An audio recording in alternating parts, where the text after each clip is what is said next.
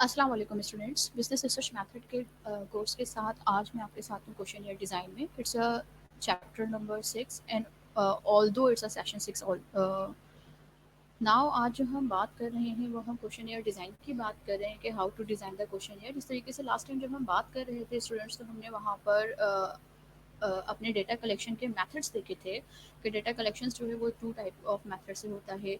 और उसमें हमने सर्वे मेथड्स की बात की थी, उसमें हमने जो है ना इन डेप्थ इंटरव्यूज़ की बात की थी, जब हम क्वालिटेटिव रिसर्च मेथड्स की बात कर रहे थे कि वो कौन कौन से तरीके होते हैं जिस पे क्वालिटेटिव रिसर्च मेथड्स जो है वो डिपेंड कर रही होती है। हम इंटरव्यू किस तरीके से कर रहे होते हैं, हम सर्वे बेस्ड किस तरीके से करते हैं, और अगर हम ऑनलाइन इंटरव्यूइंग की तरफ जा रहे होते हैं या पॉइंट ऑफ व्यू की बात कर रहे होते हैं तो वो किस तरीके से वहाँ पर हम कैरी ऑन करते हैं। ये तमाम की तमाम चीज़ें जो है हम डिस्कस की थी। अब वहाँ से क्वेश्चन रेज़ होता है, हम आस्किंग क्राइटेरिया पे जा रहे हैं।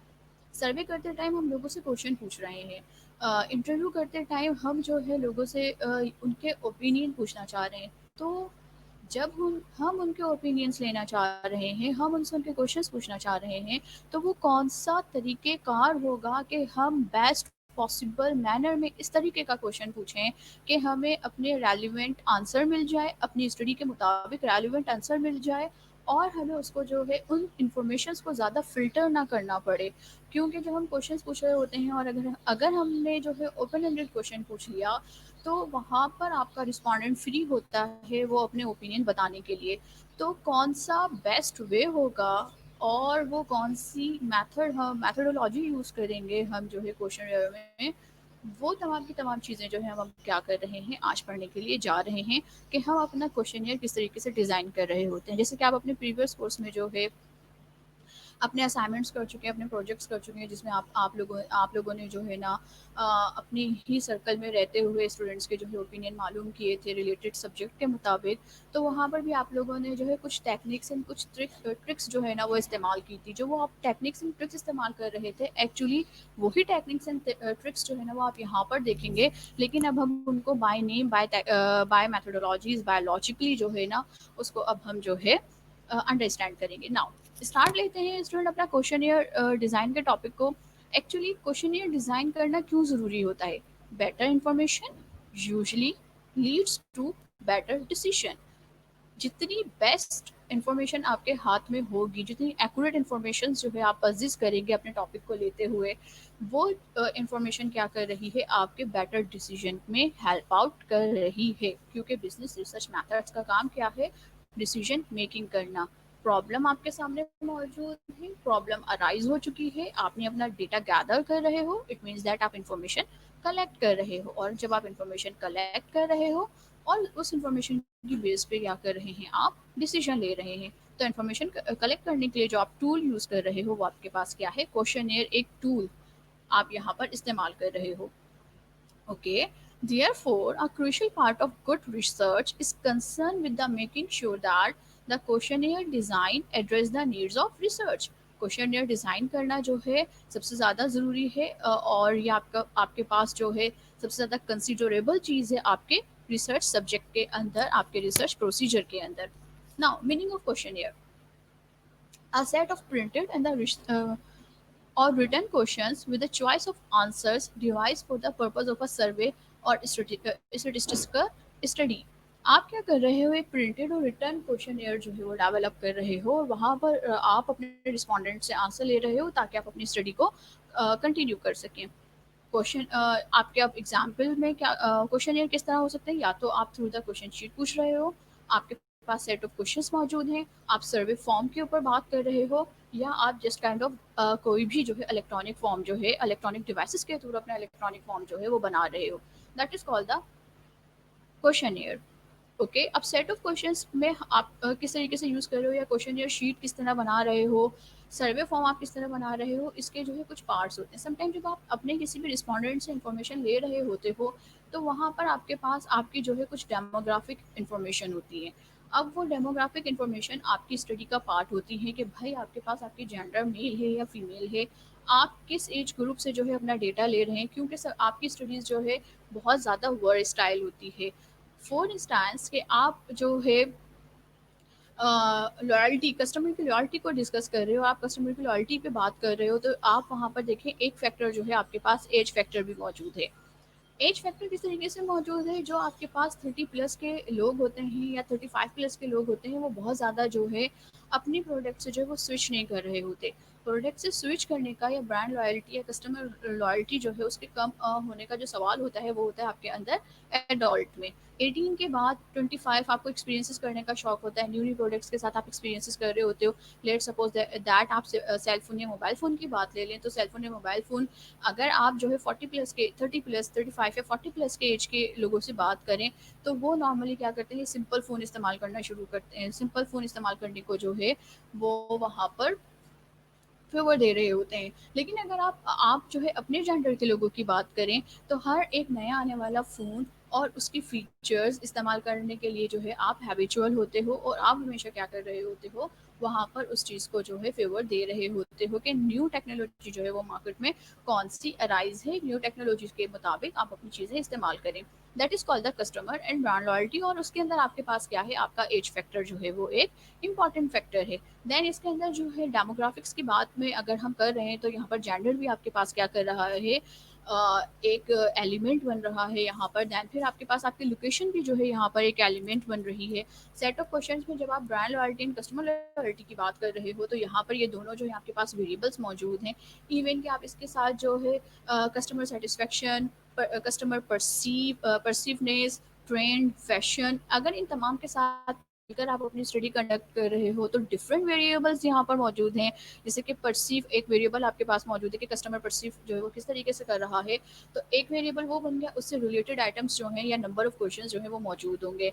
कस्टमर रॉयल्टी इटसेल्फ एक जो है यहाँ पर आपके पास वेरिएबल मौजूद है। अब इसके इससे रिलेटेड जो है क्या है, आपके पास आपके 5 to 6 क्वेश्चंस जो हैं वो यहाँ पर मौजूद हैं। अब इन सबको आप क्या कर रहे हो, कंबाइन कर रहे हो।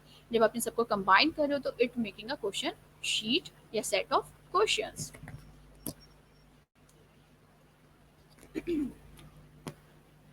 जब हम क्वेश्चन डिज़ाइन की तरफ जाते हैं, तो क्वेश्चन डिज़ाइन जो है जितना इजी हमें नज़र आ रहा होता है कि क्वेश्चंस जो है आपके पास लिखे हुए मौजूद हैं, आपको जस्ट उनको जो है आंसर करना है, तो it is not that much easy. आपको क्या करना पड़ता है, बहुत सारी चीज़ें, बहुत सारी रिक्वायरमेंट्स जो है वो क्या करनी पड़ती है, फुलफ़िल करनी पड़ती हैं। और अब कौन सी रिक्वायरमेंट हमने फुलफ़िल करनी है, हम उसको जो है वो अपने नेक्स्ट स्लाइड में देखते हैं। नाउ ये आपके पास क्या है, वो तमाम की तमाम क्वेरीज़ हैं, ओके, जो रिसर्चर सबसे पहले खुद से कर रहा होता है जब वो क्वेश्चनेयर डेवलप कर रहा है, क्वेश्चनेयर को डिज़ाइन कर रहा है। क्योंकि जितना बेस्ट क्वेश्चन होगा और जितना सिंपल क्वेश्चन होगा और जितना अंडरस्टैंडिंग पे क्वेश्चन होगा, आपका जो रिस्पोंडेंट है वो इतना ही स्मार्टली और इतना ही रेलिवेंट आपको आंसर कर रहा होगा, जो आपको हेल्प आउट कर रहा है आपके पास फाइनल डिसीजन लेने में। नाउ कौन से क्वेश्चंस ऐसे हैं जो कि रिसर्चर को खुद से करने चाहिए। What type of information is to collect, उसको क्या चीज़ कलेक्ट करनी है। सबसे पहले जो है वहाँ पर उसको कम क्लियर होना चाहिए। और सम टाइम यहाँ पर जो है ये बात ज़रूर जो है मेंशन होनी चाहिए।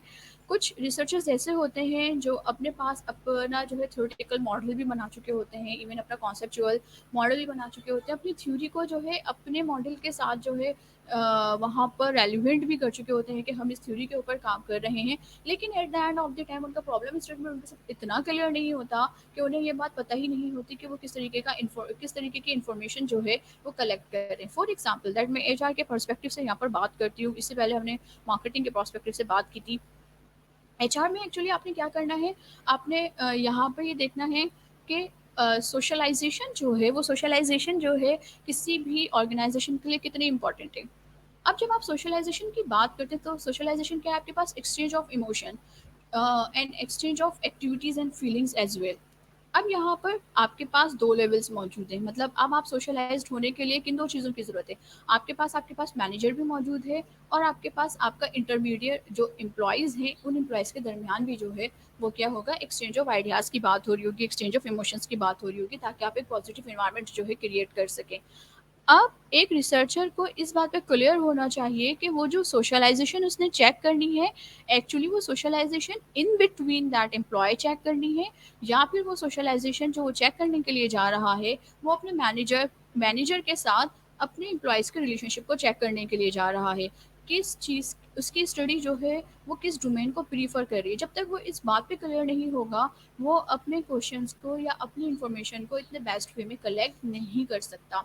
What type of questions are to be formulated, questions जो है वो किस टाइप के आप फॉर्मुलेटेड करेंगे। आगे जाके हम टाइप्स ऑफ क्वेश्चंस देखते हैं, बस सिर्फ यहाँ पर एक स्लाइटली आपको जो है हिंट दे दूँ कि आप ओपन एंडेड क्वेश्चन पे जाएंगे या क्लोज एंडेड क्वेश्चन पे जाएंगे, और अगर आप ओपन एंडेड क्वेश्चन पे जा रहे हैं तो कौन सी टाइप, और क्लोज एंडेड क्वेश्चन पे जा रहे हैं तो किस टाइप पे बात कर रहे हैं। What should be the wording of each question, questions की जो है वो वर्डिंग्स कैसी होगी, सिंपल होगी, एम्बिग्यूटी होगी क्या उसके अंदर, या फिर जो है ना आप टेक्निकल वर्ड्स यूज़ करेंगे। अगर आप टेक्निकल वर्ड्स यूज़ करें तो इसका मतलब है आपका आपका रिस्पॉन्डेंट जो है वो इतना ही क्वालिफाइड होगा या वो इतना ही जो है नो हाउ रखता होगा about that topic. What should be their sequence, sequence क्या होगा, एंड नंबर ऑफ क्वेश्चंस कितने होंगे। अगर हम बात करें तो what should be their sequence, sequence की ये कि आप क्या वेरिएबल वाइज बात कर रहे होगे, या आप अपने क्वेश्चन को क्या क्वेश्चन को जो है वो स्कैटर कर दो, शटर्ड कर दो, सारे क्वेश्चन जो है ना मिक्स करो, मिक्स चार्ट बनाकर जो है अपने वेरिएबल, जैसे कि हम कस्टमर लॉयल्टी की बात करें, हम सोशलाइजेशन की बात करें, परसिवनेस की बात कर रहे हैं, हम जो है क्या करें, इन सारे क्वेश्चंस को जो है मिक्स करें, और मिक्स करने के बाद जो है अपने पास अपना क्वेश्चन जो है वो डेवलप करें। क्या हम ये काम कर रहे हैं? अगर हम ये काम नहीं कर रहे तो हम वेरिएबल वाइज अपने क्वेश्चंस पूछ रहे हैं, हम अपने डेमोग्राफिक स्टार्ट में पूछ रहे हैं या हम अपने डेमोग्राफिक बिल्कुल लास्ट में पूछ रहे हैं। It's up to the researcher कि उसकी स्टडी के लिए जो है कौन सा सीक्वेंस जो है वो बेहतर है। What should be the layout of the questionnaire, questionnaire का लेआउट क्या होगा। क्वेश्चनियर का layout in sense of that, जैसे कि हम टेबुलर फॉर्म में ज़्यादातर जो है क्वेश्चनियर आप लोगों की नज़रों से गुजरे होंगे। टेबुलर फॉर्म जो होती है, टेबुलर फॉर्म जो है वो आसानी से जो है परसीव हो जाती है, क्योंकि हर चीज़ जो है एक बॉक्स के अंदर मौजूद है, और हर चीज़ जब एक बॉक्स के अंदर मौजूद है तो वो ईजीली जो है आई आई कॉन्टेक्ट में इंगेज हो रही है, आपको आराम से जो है चीज़ें अंडरस्टैंड हो रही हैं। तो आपका लेआउट एक्चुअली क्या होगा, टेबुलर फॉर्म में होगा आपके पास, या आप उसको डिस्क्रिप्टिव फॉर्म में रखोगे, किस फॉर्म में जो है आप अपने क्वेश्चन के लेआउट को वहाँ पर डिस्कस कर रहे हो और उसको जो है मैनेज करने की कोशिश कर रहे हो। How to undertake pre testing of the questionnaire, आप अपनी पायलट टेस्टिंग कैसे कर रहे हो, मतलब प्री टेस्टिंग कैसे कर रहे हो, क्योंकि जब आप क्वेश्चनियर बनाते हो तो समटाइम जो है आप उस क्वेश्चनियर की जो है वैलिडिटी चेक कर रहे होते हो, आप उसकी रेलिवेंसी चेक कर रहे होते हो, reliability in sense of that कि आप उसको चेक कर रहे हो।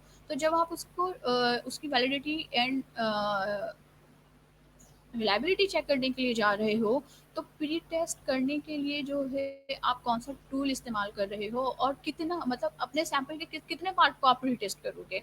मतलब 15 क्वेश्चन आपने कलेक्ट कर लिया और आपने 15 क्वेश्चन को जो है वो पहले टेस्टिंग पे डाल दिया, और आपने वहाँ पर ये बात करी कि क्योंकि जो है 15 जो यहाँ पर रिस्पॉन्डेंट मौजूद थे, उनका थ्रेशोल्ड जो है, उनकी जो है कट ऑफ वैल्यू वो अकॉर्डिंग टू द स्टैंडर्ड आ रही हैं, अकॉर्डिंग टू द मेजरमेंट्स आ रही हैं, तो यहाँ पर हमारा क्वेश्चन जो है वो ठीक है। ओके, तो यहाँ पर क्या कर रहे हैं, प्री टेस्टिंग के लिए जो है कितने क्वेश्चन जो हैं आप कलेक्ट करोगे, और क्या रूल आप वहाँ पर जो है वो फॉलो कर रहे हो, ये तमाम की तमाम चीज़ें आप क्या कर रहे हैं, एक रिसर्चर वहाँ पे डिसाइड कर रहा है अपने साथ। How to finalise the question, और फिर क्वेश्चन को जो है आप वहाँ पर क्या कर रहे हैं, फाइनलाइज करें। क्योंकि अब यहाँ पर फाइनलाइज करने का जो एक आइडियोलॉजी है, वो फाइनलाइजेशन की आइडियोलॉजी इस तरह आती है कि आप डिफरेंट रिसर्चर से बात कर रहे हो, आप अपने क्वेश्चन को ट्रांसलेट कर रहे हो, और ट्रांसलेट करने के बाद जो है उसको फिर अगेन ट्रांसलेशन, मतलब अपनी लैंग्वेज में ट्रांसलेट करके, फिर अगेन इंग्लिश की लैंग्वेज में ट्रांसलेट करके आप वहाँ पर फाइनलाइज करने की कोशिश कर रहे हो कि एक्चुअली जो मैं पूछना चाह रहा हूँ, या एक रिसर्चर, एक स्कॉलर जो पूछना चाह रहा है, इसके मीनिंग्स इसी तरह निकलते हैं या नहीं, या फिर जो है सामने जो रिस्पोंडेंट मौजूद है, वो रिस्पोंडेंट जो है वो इसके ऊपर जो है डिफरेंट तरीके से सोच रहा होता है, या उसके इमोशंस इसके अंदर इन्वॉल्व हो रहे होते हैं, या उसके एटीट्यूड्स इसके अंदर इन्वॉल्व हो रहे होते हैं। बहुत सारी चीज़ें जो है आप वहाँ पर क्या कर रहे हो, कंसिडर कर रहे हो एक क्वेश्चनियर बनाने के लिए। अगर आप देखें तो आपके हाथ में जब आप लोग यूनिवर्सिटी में मौजूद होते होंगे, आपके सामने कोई भी स्टूडेंट आके खड़ा होता है, बोलता है प्लीज़ फिल दिस क्वेश्चनियर, तो वहाँ पर ये देखेंगे इसके पीछे उसकी जो है कितनी मेहनत है, कि वो किस तरीके से जो है उस क्वेश्चनियर को बना रहा है। ये तमाम के तमाम जो है एस्पेक्ट्स हैं, रिक्वायर्ड हैं। मार्केटिंग रिसर्च के लिए सबसे ज़्यादा जो है ये रिक्वायर्ड हैं। आपके पास एचआर रिसर्च के लिए जो ये चीज़ें बहुत ज़्यादा रिक्वायर्ड होती हैं, बिकॉज ऑफ दैट ये दोनों रिसर्चेज जो है वो आपके पास प्राइमरी बेस्ड होती हैं। देन फाइनेंस, इकोनॉमिक्स, ये दोनों रिसर्चेज जो है वो आपके पास सेकेंडरी डेटा के ऊपर बेस कर रही होती हैं, तो वहाँ पर क्वेश्चन डेवलपमेंट जो है वो इतना ज़्यादा इंपॉर्टेंट नहीं होता। ओके, तो यहाँ पर जो है रिक्वायरमेंट इन तमाम की तमाम चीज़ों की जो है वो बहुत ज़्यादा ज़रूरी है।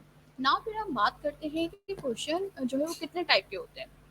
ओके, जैसे कि अभी हम बात कर रहे थे जब हम अपना सेकंड पॉइंट डिस्कस कर रहे थे कि what type of questions are to be formulated, तो that is the type of questions. तो आपके पास जो है टाइप ऑफ क्वेश्चंस कौन कौन से होते हैं। नाउ यहाँ पर दो टाइप ऑफ क्वेश्चंस मौजूद हैं जिसको हम स्लाइटली डिस्कस कर रहे होंगे। ओपन एंडेड रिस्पॉन्सेज, या तो आप ओपन एंडेड रिस्पॉन्सेज की बात कर रहे हैं, वर्सेस फिक्स ऑल्टरनेटिव क्वेश्चन जिसको आप क्लोज एंडेड क्वेश्चंस भी कह रहे होते हैं। ओपन एंडेड रिस्पॉन्सेज मौजूद हैं आपके पास, या फिर जो है आप फिक्स ऑल्टरनेटिव क्वेश्चंस की बात कर रहे हैं। Fix alternative questions mean that आपने अपने रिस्पॉन्डेंट को फिक्स कर दिया, या तो आप इसमें आंसर देंगे जो आपके पास गिवन रिस्पॉन्सेज हैं, जैसे कि एमसीक्यूज होते हैं ना, आपके पास गिवन रिस्पॉन्सेज होते हैं आपके, आपको सिर्फ उसी में ही रहते हुए आपकी जो है थिंकिंग बाउंड्री एक्सपैंड नहीं हो रही है, आप अपनी मर्जी की जो है कोई भी चीज़ वहाँ पर जो है ऐड या लेस नहीं कर सकते। आपकी थिंकिंग बाउंड्री क्या है उसी के अंदर मौजूद है। अब आप क्या कर रहे हो, अपने क्वेश्चंस बना रहे हो। सबसे पहले हम बात करते हैं ओपन एंडेड क्वेश्चंस की। ओपन एंडेड क्वेश्चन में आप कभी भी जो है अपने रिस्पोंडेंट को रिस्ट्रिक्ट नहीं करते कि आप जो है कितने वर्ड्स में आप अपने क्वेश्चंस लिखेंगे, कितना वर्ड्स में आप अपने आंसर्स लिखेंगे। आप उनके जो है एटीट्यूड्स को बिल्कुल भी, आप उनके इमोशंस को बिल्कुल भी जो है वहाँ पर रिस्ट्रिक्ट नहीं कर रहे होते हो। Open ended question ask respondent to the answer in their own words, अपने वर्ड्स में जो है वो आप क्या कर सकते हो, आंसर दोगे। एग्जाम्पल, अच्छा जी, ओपन एंडेड क्वेश्चन जो है नॉर्मली आपके पास WH वर्ड्स में जो है वो पूछे जाते हैं। ओके, WH वर्ड्स जो है वो आपके पास आपके पास जो है उनके उनके अंदर डेप्थ ज़्यादा होती है। इन क्वेश्चंस के अंदर डेप्थ ज़्यादा होती है, और डेप्थ ज़्यादा होने की वजह से आप जो चीज़ सोच रहे हो आप उसके मुताबिक ही क्या कर देते हो, उसके ऊपर आंसर कर देते हो। जैसे कि आपके पास एग्जाम्पल सामने मौजूद हैं, what names of local bank can you think of, कौन सा लोकल बैंक जो है वो आपके माइंड में आता है। अब आप क्या करोगे, जब कोई भी रिस्पोंडेंट वहाँ पर आंसर दे रहा होगा, वो आंसर देते देते, जैसे कि फॉर एग्जांपल दैट किसी भी लोकल बैंक का, जैसे कि HBL का उसने नाम लिया, HBL का नाम लेते लेते लेते के साथ ही वो आगे जो है वो रीजन भी दे देगा कि भाई उसने HBL का नाम क्यों लिया था। What comes to mind when you look at this advertisement, जब आप एडवर्टाइजमेंट देखते हो मार्केटिंग, आपके माइंड में क्या आता है। हर एडवर्टाइजमेंट के बाद जो है आपके माइंड में जो है एक डिफरेंट एक इमेज जो है वो ड्राइंग होती होगी, इमेज बनती होगी, और आप उसके मुताबिक जो है क्या करते होगे, उसको परसीव करते होगे, उस एडवर्टाइजमेंट को परसीव करते होगे। What do you buy more of your clothing from Ideas, आप जो है आइडियाज में कौन किस टाइप की जो है ना क्लोथिंग को बाय करते हो, और क्यों करते हो, मतलब क्यों बाय करते हो आप वहाँ पर क्या कर रहे हो, अपने आइडियाज़, अपने जो आपकी जो थ्योरी है या जिस बेस के ऊपर आप उसको बाय करने के लिए जा रहे हो, जो आपकी चॉइसेस हैं, आप उन चॉइसेस को क्या कर रहे हो वहाँ पर एक्सप्लेन कर रहे हो। How would you describe your supervisor management style, अपने सुपरवाइजर मैनेजमेंट स्टाइल को आप किस तरीके से जो है वो डिस्क्राइब करोगे। कुछ लोग होते हैं बहुत स्ट्रिक्ट होते हैं, और स्ट्रिक आते के साथ ही आप जो है वहाँ पर जो है स्टूडेंट ऑफ हिटलर का जो है नाम दे रहे होते हैं। कुछ सुपरवाइजर्स आपके बाद बहुत ज़्यादा फ्रेंडली होते हैं, कुछ सुपरवाइजर जो है वो मॉडरेट होते हैं, जब उनको काम का टाइम होता है तो वो वहाँ पर जो है स्ट्रिक्ट बिहेवियर के साथ काम करते हैं, लेकिन अदर दैन जो है वो अपने एम्प्लॉयज़ के साथ जो है वो बहुत अच्छा बिहेवियर रख रहे होते हैं, उनकी कंप्लेंट्स को आराम से सुनते हैं और उनकी कंप्लेंट्स को जो है वो रिस्पॉन्ड कर रहे होते हैं। ये तमाम के तमाम बिहेवियर्स जो है आप क्या कर रहे हो, कि अब अपने आंसर में डिस्क्राइब करो। इसका मतलब है आपने अपने रिस्पॉन्डेंट की जो है लिमिट वहाँ पर सेट नहीं की, आपकी रिस्पोंडेंट आपके मुताबिक जो है वो क्या कर रहा है, आंसर नहीं कर रहा, उसके माइंड में उसके एक्सपीरियंसेस, उसके ओपिनियंस, उसके आइडियाज़, वो तमाम की तमाम चीज़ें वो क्या कर रहा है, अपने आंसर के अंदर जो है पुटेंट कर रहा है।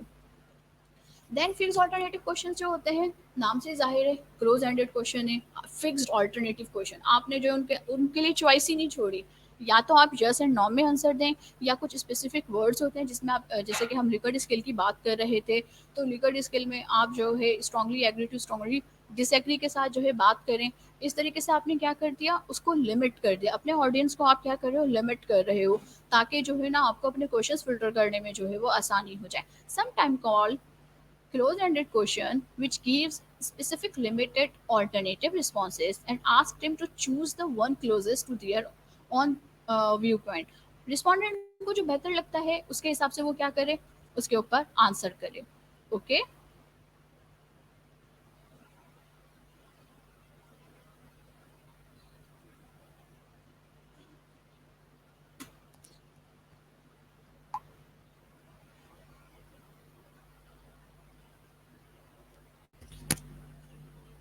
9 steps involve in question. 9 steps जो है वो क्वेश्चन में इन्वॉल्व होते हैं कि आप अपने क्वेश्चन को किस तरीके से डेवलप कर रहे हो। यहाँ पर जो है हम अब क्या कर रहे हैं, हम अपनी जो है टारगेट ऑडियंस की बात करेंगे। हम इसको थोड़ा सा सिंपलाइज्ड फॉर्म में करते हैं।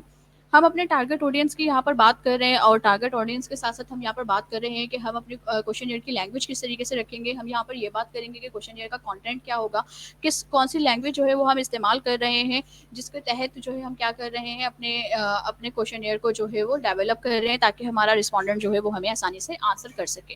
Number one, decide the information required. आपने डिसाइड कर लिया है कि आपने जो है कौन सी इन्फॉर्मेशन आपको रिक्वायर्ड है। देन अपनी टारगेट रिस्पॉन्डेंट जो है वो क्या करें, यहाँ पर डिफाइन करें। टारगेट रिस्पॉन्डेंट डिफाइन करने का सिंपल मतलब क्या होता है आपके पास, जैसे कि हम अभी ब्रांड लॉयल्टी की बात कर रहे थे। ओके, देन हम इन्वायरमेंट की तरफ आते हैं कि ये जो आपके पास टेम्परेचर ज़्यादा है, ये जो आजकल आपके रांची में जो है ना फेस कर रहे हैं, क्योंकि क्लाइमेटिकल चेंजेस बहुत ज़्यादा हो रही हैं, आपके पास टेम्परेचर बहुत ज़्यादा हो रहा है। तो इस टेम्परेचर का आपके पास आपके एज के ऊपर क्या इम्पैक्ट पड़ रहा है। ओके, अब जो है जब आप एज की बात कर रहे हो तब आप अपने टारगेट रिस्पॉन्डेंट देखोगे कि आपके पास आपकी टारगेट एज वाइज आप बात कर रहे होगे और कौन सा एज फैक्टर ऐसा है या कौन सा जो है स्केल आपके पास ऐसा है जो सबसे ज़्यादा जो है इससे सफ़र कर रहा होता है, इस क्लाइमेटिकल चेंज से जो है वो सफ़र कर रहा है। अब आप अपना टारगेट रिस्पॉन्डेंट जो है वो वहाँ पर सेट कर रहे हो कि आपके पास आपका ओल्डर एज जो है वो ज़्यादा सफ़र करता है, आपका यंगर एज ज़्यादा सफ़र करता है, आपकी वर्किंग क्लास जो है वो ज़्यादा सफ़र कर रही है, कौन सा जो है वो ज़्यादा सफ़र कर रहा है यहाँ पर, ये आप अपने टारगेट रिस्पॉन्डेंट को क्या कर रहे हो, सेलेक्ट कर रहे हो। Then choose the method of reaching your target respondent. अपने टारगेट रिस्पॉन्डेंट तक आप कैसे पहुंच रहे हो। यहाँ पर जब हम सैम्पलिंग पढ़ेंगे तो कुछ चीज़ों को जो है बहुत ज़्यादा क्लियर हमें यहाँ पर आइडिया हो जाएगा। लेकिन मैं आपको जस्ट एक जो है जर्नल जो है पॉइंट ऑफ व्यू बताती हूँ कि जब आप अपने टारगेट रिस्पॉन्डेंट तक पहुंचने के लिए जाते हैं तो आप कौन सी मेथड सैम्पलिंग में जो है हम कुछ मेथड्स यूज़ करते हैं। जैसे कि मैं आपके पास एक मेथड का नाम लेती हूँ, स्नोबोलिंग मेथड्स ना। नाउ स्नोबोलिंग मेथड में एक्चुअली क्या होता है, फॉर एग्जांपल दैट मुझे ऑनलाइन शॉपिंग बिहेवियर्स के ऊपर जो है वो अपने रिस्पॉन्सेज लेने। अब ऑनलाइन शॉपिंग बिहेवियर के लिए जो है हम देख चुके हैं कि हमें उन लोगों से रिस्पॉन्सेज लेने होंगे जो कि ऑनलाइन शॉपिंग करने के लिए यूज टू हैं। दैन फॉर एग्जाम्पल दैट आपकी क्लास में एक स्टूडेंट है जो इस बात के लिए यूज टू है, आपने क्या करा उससे जो है उसके रिस्पॉन्सेज लिए। देन आप उसी से पूछोगे कि आपके आपकी नॉलेज में और कौन से लोग हैं जो कि इस ऑनलाइन शॉपिंग करने के लिए यूज टू हैं। अब वो शख्स क्या करेगा, आपके पास जो है वो उस पर्सन का नाम बता रहा होगा, ऑब्वियसली सी चीज़ है। तो वो उस पर्सन का वो नाम बता रहे हैं कि भाई ये साहब या ये मैडम भी जो है वो ऑनलाइन शॉपिंग बिहेवियर या ऑनलाइन शॉपिंग करने के लिए यूज टू है, ये भी यूज। देन फिर आप उससे रिस्पॉन्स ले रहे हो। देन जब आप उससे रिस्पॉन्स ले लोगे तो यही सेम क्वेश्चन आप उस सेकंड पर्सन से भी कर रहे होगे। इसको बोलते हैं स्नोबॉलिंग। रिस्पॉन्स टू रिस्पॉन्स करके आप क्या कर रहे हो, अपने सैल्पिंग क्राइटेरिया को कंप्लीट कर रहे हो। तो आप कौन सा मेथड इस्तेमाल कर रहे हो जहाँ से आप क्या कर रहे हो, अपने टारगेट रिस्पॉन्सेज तक पहुँचते हो। अगर हम टेक्निकली बात करें वर्ड्स की तो आप प्रोबेबिलिटी सैम्पलिंग इस्तेमाल कर रहे हो या फिर नॉन प्रोबेबिलिटी सैम्पलिंग इस्तेमाल कर रहे हो। फिर इन प्रोबेबिलिटी सैम्पलिंग में भी डिफरेंट टाइप्स हैं, नॉन प्रोबेबिलिटी सैम्पलिंग्स में भी आपकी डिफरेंट टाइप्स मौजूद हैं जिसको हम आगे जाके नेक्स्ट अपने लेक्चर में कवर करेंगे। Decide the question content. Question का कंटेंट कैसा होगा, किस टाइप की लैंग्वेज जो है वो आप इस्तेमाल करोगे। क्या आपकी लैंग्वेज जो है एम्बिग्यूटी होगी कि मतलब आपके जो क्वेश्चंस होंगे वो बायलैटरल क्वेश्चंस होंगे, मतलब दो मीनिंग्स देने वाले क्वेश्चंस जो है वो वहाँ पर आप इस्तेमाल कर रहे हो। या फिर जो है आप मतलब किस तरह के वर्ब्स यूज़ कर रहे हो, क्या आइडियली जो है लोगों को आराम से समझ में आने वाली चीज़ है या नहीं। तो वो आप कंटेंट की बात करो कि आप अपनी लैंग्वेज को किस तरीके से डिफाइन कर रहे हो यहाँ पर। और अपनी वर्डिंग्स आप यहाँ पर डेवलप कर रहे हो, put questions into a meaningful order and the format. आपका मीनिंगफुल ऑर्डर होना चाहिए और फॉर्मेट होना चाहिए, क्योंकि जो है समटाइम मीनिंगफुल ऑर्डर नहीं होता तो आपका जो रिस्पॉन्डेंट होता है उसके माइंड में एक क्वेश्चन पढ़ने के बाद वो सेकंड क्वेश्चन का इमेज खुद ब खुद बना चुका होता है, क्योंकि ह्यूमन माइंड जो है वो बहुत ज़्यादा सरप्राइजिंगली वर्क कर रहा है। तो सरप्राइजिंगली वो इतना वर्क कर रहा होता है तो उसको पता होता है कि नेक्स्ट क्वेश्चन का ऑर्डर क्या होगा। देन फिर वहाँ पर आप क्या करते हो, मीनिंगफुल ऑर्डर मेंटेन करते हो या मैनेज करते हो, जो आपकी स्टडी के लिए उस टाइम जो है वो ज़्यादा ज़रूरी है। Check the length of the questionnaire की लेंथ कितनी ज़्यादा होगी। कुछ लोग होते हैं जिनके क्वेश्चन ईयर में जो है 100 क्वेश्चन होते हैं, आप जो है जस्ट उस क्वेश्चन ईयर के पेपर गिनने के बाद ही जो है उसको छोड़ रहे होते हैं। लेकिन अगर वो क्वेश्चन है जिसके 10 to 15 क्वेश्चन हो, आप इजीली क्या करते हो, उस क्वेश्चन ईयर को मैनेज कर लेते हो। मोस्ट प्रोबेबली जो है कुछ रिसर्चर्स की जब हम बात करें, हम पाकिस्तानी रिसर्चर्स की अगर बात करें तो पाकिस्तानी रिसर्चर्स इस बात का आर्गूमेंट करते हैं कि आपका क्वेश्चन ईयर की जो लेंथ होती है वो क्वेश्चन ईयर की लेंथ जो है वो बहुत ज़्यादा एक्सीड नहीं करनी चाहिए। मतलब हार्डली जो है उसके अंदर 18 क्वेश्चन होने चाहिए, 18 to 20 क्वेश्चन हो, जिसमें आप क्या कर सकें, अपना पूरा का पूरा रिस्पॉन्स जो है वो अवॉइड कर सकें। लेकिन जब हम इंटरनेशनल रिक्वायरमेंट की तरफ जाकर बात कर रहे होते हैं तो इंटरनेशनल रिक्वायरमेंट ये बात कहता है कि आपके एक वेरिएबल में मैक्सिमम 7 to 8 क्वेश्चन ज़रूर होने चाहिए। सोचें, अगर एक वेरिएबल में आपके पास 7 to 8 क्वेश्चंस हों और आपकी स्टडी के 4 वेरिएबल्स हों तो 24 क्वेश्चंस तो आपके पास ये बन गए। देन फिर आप डेमोग्राफिक्स की बात कर रहे होते हो तो उस डेमोग्राफिक्स में जो है वो आपके पास क्या होते हैं, तकरीबन 5 to 6 क्वेश्चन मस्ट भी उस डेमोग्राफिक में जो है वो मौजूद है। 30 क्वेश्चन हार्डली आपके पास आपके क्वेश्चन ईयर का पार्ट बन रहे होते हैं। तो length of the question year ज़रूर चेक कर लेनी चाहिए वहाँ पर, कि अकॉर्डिंग टू द स्टडी मौजूद हो, अकॉर्डिंग टू द स्टैंडर्ड्स जो इंटरनेशनली रन कर रहे हैं, नेशनली रन कर रहे हैं आपके पास। वहाँ पर जैसे कि आपकी एचईसी जो है जिस चीज़ को प्रूफ कर रही है, आप अपने पास जो है अपनी क्वेश्चन ईयर का लेंथ जो है वहाँ से डिसाइड करेंगे। Pre test the questionnaire, पहले टेस्टिंग करेंगे आप अपने क्वेश्चन ईयर की, और उसके लिए जो है आप अपने सॉफ्टवेयर मैनेज कर रहे हो कि सॉफ्टवेयर पे रहते हुए जो है आपने काम करना है, सॉफ्टवेयर पे रहते हुए काम करना है या आपने मैनुअली काम करना है। लेकिन क्योंकि हम 21st सेंचुरी में बात करें तो हमारी बहुत सारे स्टेटिकल सॉफ्टवेयर्स मौजूद हैं जो आपके क्वेश्चन ईयर को जो है वो टेस्ट कर लेते हैं and develop the final survey form. और जब आप अपना क्वेश्चन ईयर टेस्ट कर चुके हो और आपको लगता है कि ये आपके लिए प्रॉब्लमेटिक नहीं है, प्रॉब्लम क्रिएट नहीं कर रहा है, तो आप फाइनली क्या कर रहे हो, अपना सर्वे फॉर्म जो है वो मैनेज कर रहे हो।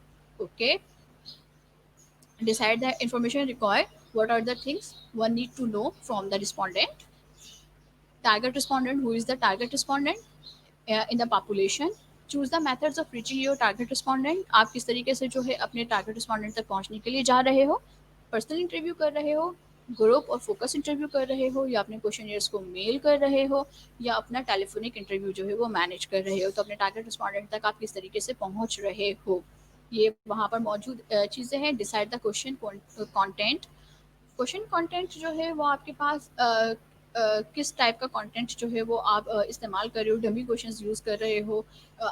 डमी क्वेश्चंस जो नॉर्मली आपके पास डिस्गाइज होते हैं, आपके पर्पस को जो है आपकी स्टडी के पर्पस को जो है वो आपके पास क्या कर देते हैं, लॉस्ट कर देते हैं। और समटाइम जो है आइडियोलॉजिकली जो है वो आपके पास रिसर्च में जो है इसकी वर्थ भी मौजूद नहीं है। तो अपने क्वेश्चन के कंटेंट जो है ना वो आप वहाँ पर देख रहे हो कि researcher must always be prepare to ask, हमेशा पूछने के लिए वो रेडी होना चाहिए और उसने क्या पूछना है इसके बारे में उसको मालूम हो। क्वेश्चन ईयर्स की वर्डिंग आप देखते हो कि क्वेश्चन ईयर की जो है वर्डिंग्स कौन सी होनी चाहिए, इजी हो, अंडरस्टैंडिंग हो, क्लासिफाइड हो। और फर्दर जो है जब आप उसको एनालिसिस करने बैठे तो आपको कोडिंग करने में आसानी हो, क्योंकि कोडिंग जो है वो आपके पास सबसे ज़्यादा इंपॉर्टेंट होता है। Put the question into a meaningful order, open ended questions पहले होंगे, क्वेश्चंस का फ्लो क्या होना चाहिए, क्वेश्चन की वैरायटी किस टाइप के क्वेश्चंस जो है आप जो है आप हेल्पिंग वर्क के थ्रू जो है पूछ रहे हो अपने क्वेश्चंस को, या फिर हेल्पिंग वर्क के अलावा जो आप डू डिड एंड डस्ट में जाकर जो अपने क्वेश्चंस को पूछो तो आपके क्वेश्चन की वैरायटी जो है वो क्या है। And then close ended questions की बात करते हैं। देन फिर हम लेंथ की बात करते हैं कि आपके पास जो है ज़्यादा कोशिश करें कि पॉसिबिलिटी शो हो, लेकिन आपके पास जो है आपकी स्टडी को भी वहाँ पर सेटिस्फाइड करे। Then pre test the questionnaire की बात करें, test the questionnaire on a small sample of your subject first, this is possible at least it on the colleague and the friends. अपने friends and colleague से जो है आप क्या करें उसके रिस्पॉन्सेज लें, ताकि जो है आप उसको आराम से जो है वो चेक कर सकें और फिर फाइनल सर्वे के लिए अपना क्वेश्चन ईयर डिसाइड करें।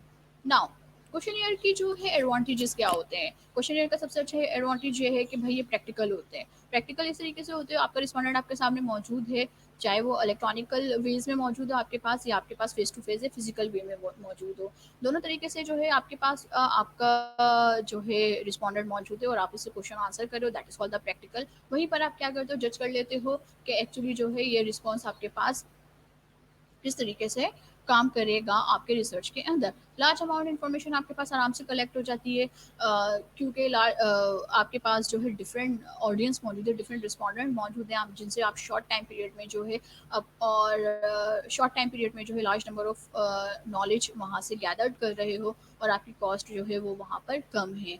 Okay, cost relatively cost effective way, cost question की जो है वो कम होती है। जैसे कि अगर आप जो है फोकस्ड इंटरव्यू की बात करते हैं, तो आपका फोकस्ड इंटरव्यू पाकिस्तान में तो खैर इसकी कॉस्ट वैसे भी कम ही है, लेकिन अगर हम इंटरनेशनल बाउंड्रीज की बात कर रहे होते हैं तो आपका एक फोकस्ड इंटरव्यू जो है तकरीबन $12 में जो है वो हो रहा होता है, और $12 एंड $15 जो है उसकी अमाउंट है। लेकिन अगर आप क्वेश्चन के सॉल्व करने की बात करें तो $5 में जो है वो क्वेश्चन नॉर्मली जो है वहाँ पर हमारे यहाँ तो जो है फ्री ऑफ कॉस्ट सॉल्व हो रहा होता है।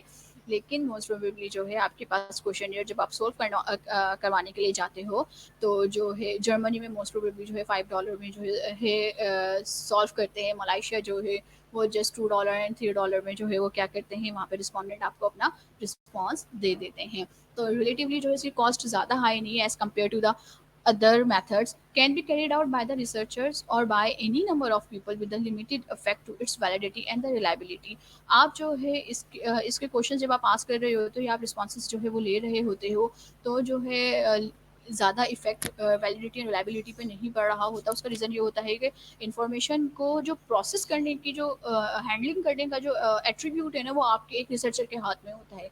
तो वहाँ पे वैलिडिटी एंड रिलायबिलिटी का जो एक इशू आ रहा होता है कि आपका जो डेटा सेंट्रलाइज है नहीं है, स्टेशनरी है क्या है, तो वो तमाम की तमाम चीज़ें जो है ना वो आपके पास क्या हो जाती हैं, कम हो जाती हैं। Be quick and easily quantified, आराम से जो है आप इसको क्वांटिफाइड कर लेते हो क्योंकि आपके क्वेश्चंस मौजूद है, उसको आप आराम से जो है कोडिंग कर लेते हैं। कोडिंग करने में जो है वो आपके लिए प्रॉब्लम क्रिएट नहीं करता आपका क्वेश्चन। एनालाइज्ड मोर साइंटिफिकली, आप उसको जो है एनालाइज्ड जो है सिस्टमेटिक वे में कर सकते हैं कि आपका आपका ऑब्जेक्टिव जो है, रिसर्चर का ऑब्जेक्टिव जो है वो हासिल हो जाए।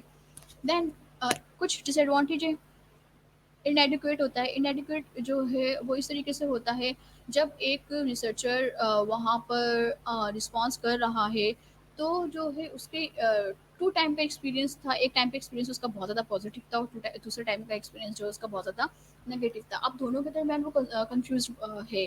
तो इमोशन, बिहेवियर, फीलिंग्स, ये तमाम की तमाम चीज़ें जो हैं वो इस क्वेश्चन के साथ अटैच नहीं हो सकती हैं। लेकिन जब हम ओपन एंडेड जब हम किसी दूसरे की बात कर रहे होते हैं, तो ये चीज़ जो है हमें प्रॉब्लम क्रिएट कर रही होती है कि ये इनएडिक्वेट है for in term of this. Social sciences में जो है ये चीज़ मैटर करती है, बहुत ज़्यादा मैटर करती है सोशल साइंसेस में। मैनेजमेंट साइंसेस का अगर कोई टॉपिक सोशल साइंस से जाकर रिलेट हो रहा है, तो वो इनएडिक्वेसी क्रिएट कर रहा होता है। There is no way to tell how truthful a respondent, respondent जो है वो कितना रिस्पॉन्स देने में कितना ट्रूथफुल है। सबसे ज़्यादा जो है कुछ लोग होते हैं जो रेप्लिकेटेड आंसर कर रहे होते हैं, कुछ लोग होते हैं okay fine, no no no no no no no. अब वो क्वेश्चन ये क्या हो जाता है, किसी भी रिसर्च के लिए जो है, रिसर्चर के लिए जो है वो यूजलेस है। कुछ लोग होते हैं जो हर क्वेश्चन पे जो है वो आंसर दे रहे होते हैं, agree agree agree agree agree. वहाँ से पता चलता है कि भाई ये जो रिस्पोंडेंट है, ये रिस्पोंडेंट जो है वो अनसीरियस वे में जो है, नॉन सीरियस वे में जो है उसने क्या किया है, रिस्पॉन्स किया है। और फाइनली वो क्वेश्चन जो है वो यूजलेस हो जाता है एक रिसर्चर के लिए। तो एक रिसर्चर जो है उसके लिए अपना क्वेश्चन फिल्टर करना भी जो है इस पॉइंट को लेते हुए थोड़ा मुश्किल होता है। क्योंकि फिर जैसे कि मैं बात करूँ, कुछ रिसर्चर्स होते हैं जो 500 रिस्पॉन्सेज जो है ना वो कलेक्ट कर रहे होते हैं, और फिर उस 500 रिसर्चेस में से जब वो उसको फिल्टर करते हैं, तो at the end of the time just उनके हाथ में जो है ना 200 क्वेश्चन ऐसे होते हैं जो वैलिड होते हैं, ये जो यूज़फुल होते हैं उनके लिए। बाकी के 300 जो रिस्पॉन्सेज होते हैं वो उसके लिए यूज़लेस होते हैं। तो यहाँ पर जो है रिस्पॉन्डेंट जो है वो रिस्पॉन्सिबल होकर अगर आपका नहीं दे रहा, तो वो इसके लिए क्या है, प्रॉब्लम का शिकार हो जाता है एक researcher. There is no way of telling how much thought a respondent has put in. कितनी थॉट्स जो है उसने और किस तरीके से जो है उसने सोचा है और किस बात को लेते हुए उसने आंसर किया है, ये चीज़ जो उसके लिए प्रॉब्लम होती है, और may be forgetful and thinking with in the full context of the situation की पूरी तरीके से उसको आइडिया नहीं है, और उसने जो है जस्ट एक रेप्लिकेटेड आंसर जो है ना वो वहाँ पर आपको क्या कर दिया है, दे दिया है। That is another disadvantage. कुछ रिस्पॉन्डेंट ऐसे होते हैं कि उनको सब्जेक्टिविटी नहीं पता होती, वो एक्नॉलेज ही नहीं करते कि जिस चीज़ के बारे में उनसे बात की जा रही है वो चीज़ जो है वो एक्चुअली क्या प्रिवेल कर रही है उनके साथ, उनके रिस्पॉन्डेंट को जो है उसकी सब्जेक्टिविटी का जो है वो आइडिया ही नहीं होता। और जैसे कि गुड, पुअर और समथिंग एल्स के दरमियान जो है वो डिफरेंस करने में जो है वो कामयाब नहीं हो पा रहे होते, तो वहाँ पर उनकी सब्जेक्टिविटी जो होती है वो कम होती है। Researcher is making their own decision in assumptions. अब रिसर्चर क्या करता है, वो उसने पहले से उसने इतनी स्टडीज़ पढ़ी हुई हैं, इतनी सारी चीज़ें जो है वो रीड करके बैठा हुआ है अपनी स्टडी के लिए, अपने अब आर्टिकल्स रीड करके बैठा हुआ है, तो उसके माइंड में जो है पहले से एक आइडिया मौजूद है। अब वो क्या करेगा, जो उसके रिस्पॉन्सेस ने रिस्पॉन्ड दिए हैं उनको देखते हुए, वो जो पहले से एक इंट्यूशन उसके अंदर मौजूद है, एक सोच मौजूद है, उसके आने वाले तमाम रिजल्ट्स के ऊपर वो सोच क्या हो जाती है, अप्लाई हो जाती है। तो जो रिसर्चर होता है वो अपने ओन डिसीजन और अपने एजम्पशंस के ऊपर जो है बहुत ज़्यादा काम कर रहा होता है। फॉर एग्जांपल दैट अगर मैं आप ही लोगों से क्वेश्चन कर दूं कि ऑनलाइन शॉपिंग में जो है आप कितने सिक्योर्ड होते हो, तो यहाँ पर सबसे पहला आंसर आएगा कि नॉट दैट मच, क्योंकि ऑलरेडी हमारे माइंड में एक थिंकिंग बनी हुई है, और वही थिंकिंग आप क्या कर रहे हो, अपने रिसर्च के ऊपर जो है वो अप्लाई कर रहे हो, तो इसका कोई फ़ायदा ही नहीं हुआ आपके पास कोई एक हेल्दी रिजल्ट या हेल्दी आउटपुट निकल के नहीं आ रहा है, कुछ नया जो है ना आप क्या कर रहे हो उसे जनरेट करने की कोशिश नहीं कर रहे हो। तो सबसे पहले तो हमें ये काम करना चाहिए कि जब हम रिसर्च कर रहे हैं तो कुछ नया नया जनरेट करें, कुछ न्यू जो है यहाँ पर जो अपना कंट्रीब्यूशन दें। नाउ लास्ट स्लाइड उसको के जो गुड क्वेश्चनियर होता है, वो क्वेश्चनियर जो है वो गुड किस तरीके से बनता है, वो कौन कौन से जो है वो कौन कौन से एलिमेंट होते हैं जो कि इसको गुड बना रहे होते हैं। ये जो पिक्चर है एक्चुअली, ये जो है Indian institute research Indian institute की जो है, यहाँ से वहाँ से जो है ये इंफॉर्मेशन कलेक्ट की गई है। उन्होंने बहुत ज़्यादा कॉम्प्रीहेंसिव इस चीज़ को जो है वो एक्सप्लेन किया था कि गुड क्वेश्चन जो है वो किस तरीके से बन रहा होता है। तो इसको भी देख लेते हैं। Obtain the most complete and accurate information possible. Complete and accurate information जो है वो वहाँ पर मौजूद होनी चाहिए। Is organized and worded to encourage respondent to provide accurate, unbiased and complete information.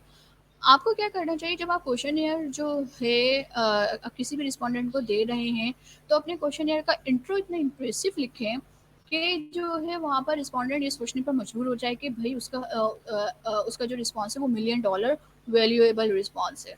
Okay, तो वहाँ पर जो वो $1,000,000 वैल्यूएबल रिस्पॉन्स वाली फीलिंग्स उसके अंदर आएगी, तो वो सीरियस वे में जाकर क्या कर रहा होगा, accurate, unbiased and complete information वहाँ पर दे रहा होगा। Make it easy for respondent to give the necessary information and for the interviews to record the answers, and it should be arranged so that sound analysis and interpretations are possible.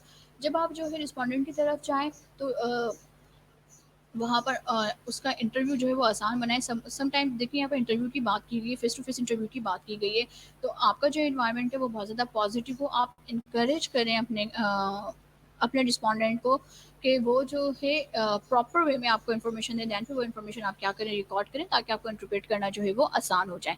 Keep the interview brief and to the point and be so arrange that the respondents remain interested throughout the interview. Okay, बहुत ज़्यादा dry नहीं होना चाहिए, कम से कम आप उसको इतना interested तो बनाएं कि आपका रिस्पॉन्डेंट जो है वो चिल वे में जाकर और ये बहुत कंफर्टेबल जोन में रहते हुए जो है वो आपको क्या कर सके, आंसर दे सके। नाउ स्टूडेंट, आज जो है हमने क्वेश्चन ईयर डिज़ाइन पे बात की, और क्वेश्चन ईयर डिज़ाइन में जब हम यहाँ पर हम समअप करते हुए एग्जाम्स पॉइंट ऑफ व्यू से हम बात करते हैं, तो एग्जाम पॉइंट ऑफ व्यू में जो है आपसे जो है क्वेश्चन पूछा जाता है कि what is the steps for development of question years. Steps बताएं, जैसे कि हमने 9 स्टेप की बात की, तो 9 स्टेप जो है वो वहाँ पर क्या है आपके पास, आपका एग्जाम एस्किंग क्वेश्चन है यहाँ पर। दैन फिर बात कर रहे होते हैं कि what the type of the question years, types of the questions, question की types, open ended question and close ended questions की बात हो रही होती है। लेकिन यहाँ पर जो हम open ended question and close ended questions की बात करते हैं, तो क्लोज एंडेड क्वेश्चंस भी जो है वो आपके पास क्या है, डिफरेंट है। जैसे कि आपके पास एक चीज़ जो मैं मिस कर चुकी हूँ ड्यूरिंग लेक्चर आप लोगों को देना, इसमें ये देखें जब हम क्वेश्चन की बात कर रहे हैं, यहाँ पर आप देख रहे हैं पहले एग्जाम्पल में आपके पास सिर्फ यस और नो दो दो जो है ऑप्शंस मौजूद हैं। लेकिन सेकंड में आपके पास जो है for the better, not specially and yes for the वरिस, अब ये तीन ऑप्शंस मौजूद हैं। ओके, तो ऑप्शन के हिसाब से हम क्या कर रहे होते हैं, अपने क्वेश्चन के क्लोज एंडेड क्वेश्चन को सब हेडिंग्स में जो है वो डिवाइड कर रहे होते हैं कि डायकोटोमस से मतलब दो ऑप्शंस मौजूद हैं या मल्टी कॉटोमस से। समटाइम जो है आपके पास फ्रीक्वेंसीज भी होती है, समटाइम आपके पास इंटरवल भी होते हैं आपके क्वेश्चन के अंदर। तो आप वहाँ पर क्या करते हो, ये बता रहे होते हो कि आपके क्वेश्चन जो हैं वो कितने टाइप के, फिक्स क्वेश्चन जो हैं वो कितने टाइप के होते हैं। ओके, तो टाइप्स ऑफ क्वेश्चंस आपके पास जो है वो अनदर क्वेश्चन था। और आपके पास प्री रिक्वेस्ट रिसर्च थिंकिंग के नाम से जो है क्वेश्चन आता है, एक क्वेश्चन आता है कि एक रिसर्चर जब क्वेश्चन डिजाइन करने के लिए जा रहा है तो प्री रिक्वेस्ट थिंकिंग जरूरत कौन कौन सी होती हैं। ये तीन टॉपिक्स जो हैं वो आपके पास आपके एग्जाम्स के लिए जो है वो इम्पॉर्टेंट है। नाउ स्टूडेंट्स, आज जो है हम इसको यहाँ पर वाइंड अप करते हैं। नेक्स्ट टाइम जब हम अपने लेक्चर को लेंगे सेशन 7 में, तो हम सेकेंडरी डेटा के ऊपर थोड़ी सी बात करेंगे। और सेकेंडरी डेटा पे बात करते टाइम हम जो है अपने सैम्पलिंग को भी, टाइप ऑफ सैम्पलिंग कौन कौन सी होती हैं, उन दोनों को हम क्या कर देंगे, मिक्स कर लेंगे, ताकि जो है हम क्विकली जो है अपने टारगेट्स को जो है वो अचीव कर सकें।